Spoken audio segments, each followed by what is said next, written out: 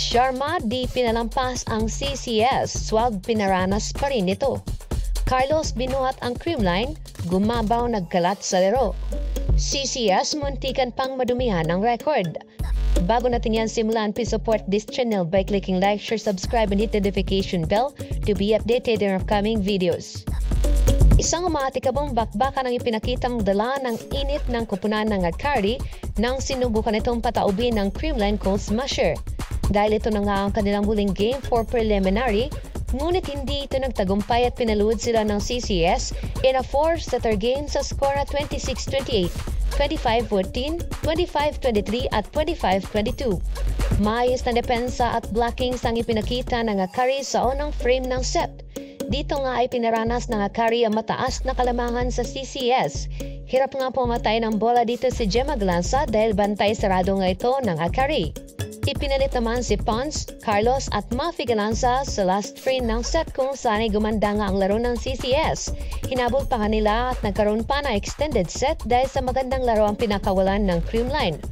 Ngunit dahil nagkaroon na ng kumpiyansa ang CCS ay muling pinasok ni Coach Sherwin, si Gumabaw at Negrito at dito nga ay muling bumanat si Manabat ng malalakas na spikes at nakuha nito ang set.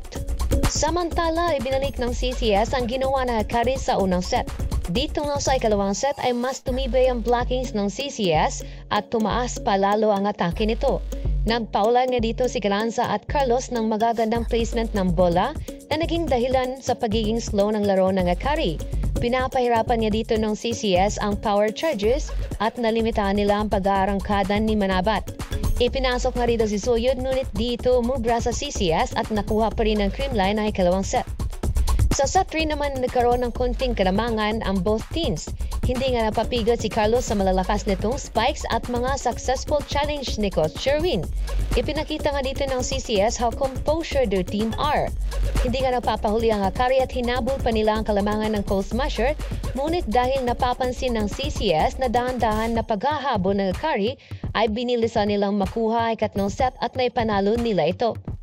Sa ikaapat na set naman ay hindi na nga nagpaligwi-ligwi pa ang CCS at nilamangan na nga nila kagad ang Akari. Makikita mo nga sa mga mata ng Creamline players kung gaano na ito ka-game mode. Umabante pa nga dito ang Akari dahil sa mga errors na nagawa ni Pons. Pero dahil sa kagustuhan ng manalo ng CCS ay tinapos ng block ni Panaga ang ikaapat na set. Si Carlos nga tinanghal player of the game dahil sa napakagandang performance ang ipinamalas ito sa laro. Nakapagtala nga si Carlos ng 23 points in 22 attacks and 1 block. Siya nga ang dahilan kung bakit umangat ang CCS ay kalawang set hanggang sa pagtatapos ng laro. Magandang performance nga rin ipinakita ni Panaga dahil tinulungan nga nito si Carlos na mabantayan ang mga atake na ginagawa ni Manabat. Nakapagtala nga rin si Panaga ng 14 points sa pagtatapos ng game. Wala pang club teams na nakatalo ngayon sa CCS at isa nga sa goal nito ang ma-wipe out ang preliminary upang may dala nila ang momentum papatang semis round. Sa ngayon ay nakapagtala ng CCS ng 10th win in a row. Huling kakalabanin nga ng Creamline ay ang Galleries Hightowers kung saan ay susubukin ng Hightowers na pataubin ang nagre-reynahang Creamline Cold Smasher. Aabangan natin yan dahil siguradong panggigigilan ito ng manonood. Maghaharap nga ang dalawang team na ito ngayong December 5, 2023. So there you have it. Don't forget to like, share, subscribe, and hit the notification bell to be updated on upcoming videos.